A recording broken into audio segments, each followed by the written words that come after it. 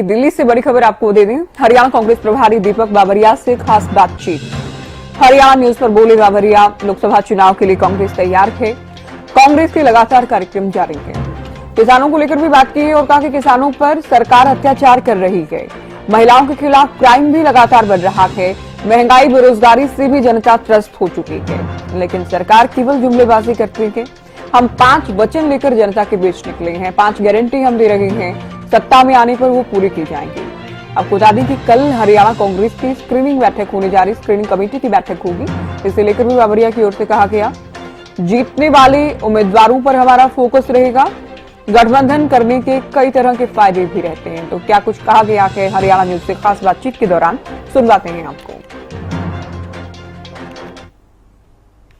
लोकसभा चुनाव नजदीक है, कभी भी डेट्स अनाउंस हो सकते हैं। इस बीच क्या कुछ तैयारी है हरियाणा में, इसलिए हमारे बीच बातचीत करने के लिए हरियाणा के कांग्रेस के प्रभारी दीपक बावरिया मौजूद हैं। हरियाणा न्यूज पे आपका स्वागत है सर। धन्यवाद मैम।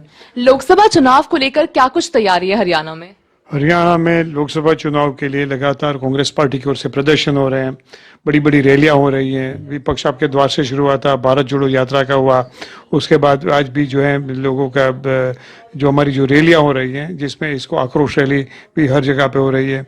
और इसके साथ अभी जो पिछले 15 दिन से घर घर कांग्रेस हर घर कांग्रेस, राहुल गांधी जी की न्याय यात्रा जो निकली है, इसी न्याय की बात को संदेश जो है वो हर घर तक पहुंचाने के लिए घर घर कांग्रेस का प्रोग्राम भी हो रहा है। और आने वाले दिनों में और भी परामर्श होगा और भी सम्मेलन होंगे। और ये आज प्रदेश की पूरी सरकार और दिल्ली की सरकार दोनों डबल इंजन की सरकार कहते हैं, मगर मैं कहता हूं कि वो नकारी और दिक्कमी दोनों सरकार हैं। और इनको हटाने के लिए पूरे हरियाणा की जनता बड़ी उत्सुक है और बड़ी मात्रा में उसके सामने मतदान हो, प्रभावी तरीके से मतदान हो। आज वो कुछ भी अधिकार मांगते हैं, आज किसान अपने एमएसपी का अधिकार मांगते हैं तो उसको गोली से भून दिया जाता है, जनरल डायर की तरह। ब्रिटिशरों ने भी जो जुल्म नहीं किए वो कर रहे हैं।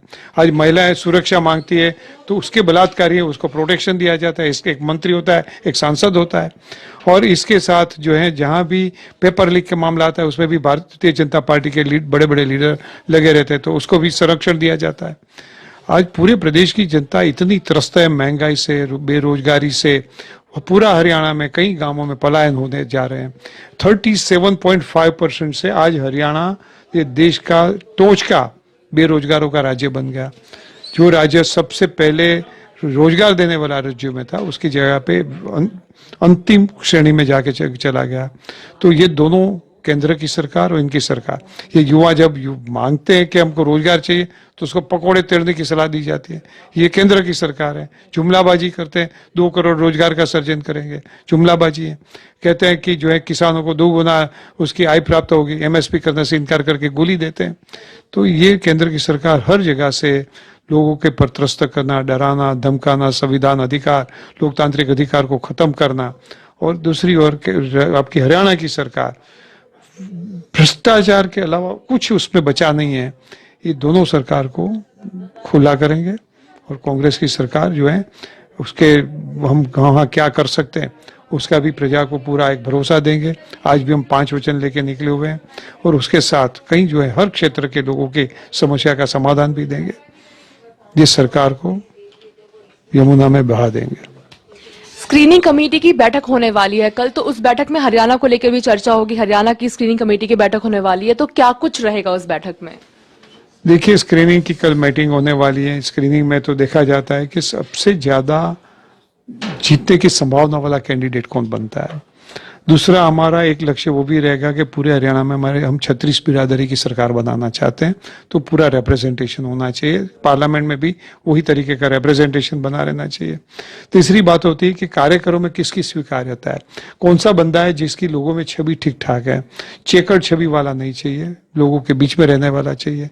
तो ये 3-4 बड़े बड़े मापदंड होते हैं, उसके आधार पर कौन सा नाम उभर रहा है, कौन सा इक्वेशन बन रहा है, वो देखते हुए नाम आगे किए जाएंगे। एक और चीज देखने को मिल रहा है कि हरियाणा के जो वरिष्ठ नेता हैं वो चाह रहे हैं कि वो लोकसभा चुनाव नहीं बल्कि जो आगामी विधानसभा चुनाव है वो लड़ने की वो इच्छा रख रहे हैं। तो कहीं ना कहीं ये भाजपा को एक फ्री हैंड नहीं देगा। इसे किस तरह देखते हैं आप? मेरी समझ में आज तक मैंने जो देखे हैं कि everywhere young and new faces always become the dark horses. तो मैं समझ रहा हूँ कि ये भाजपा को ज़्यादा चुनौती देंगे। जो वरिष्ठ लीडर हैं, एस्टैब्लिश लीडर हैं, वो चुनाव असेंबली का लड़ना चाहते हैं। हो सकता है उसमें उनकी खुद की कुछ एस्पिरेशंस होती हैं। They are welcome. चुनाव विधानसभा का लड़ लें, जीतने वाला चाहिए। जो विधानसभा पसंद करते हैं वहाँ उसका एक वजूद बना रहना चाहिए। बाकी दे आर वेलकम। एक आखिरी सवाल कि इस बार कांग्रेस और आम आदमी पार्टी साथ में गठबंधन में हरियाणा में लोकसभा चुनाव लड़ रही हैं, तो क्या इसका असर होने वाला है? बहुत पॉजिटिव इसका असर रहने वाला है हरियाणा में इस बार? हमने अलायंस किया हुआ है, तो आप निश्चित रूप से देखो कि अलायंस का भी कई प्रकार के फायदे होते हैं। तो भारतीय जनता पार्टी 10 सीट पर हार जाएगी। बहुत बहुत धन्यवाद सर। हम सुन रहे थे दीपक बावरिया जी को, जो कांग्रेस प्रदेश हरियाणा के प्रभारी हैं। अपराजिता श्री, हरियाणा न्यूज, दिल्ली।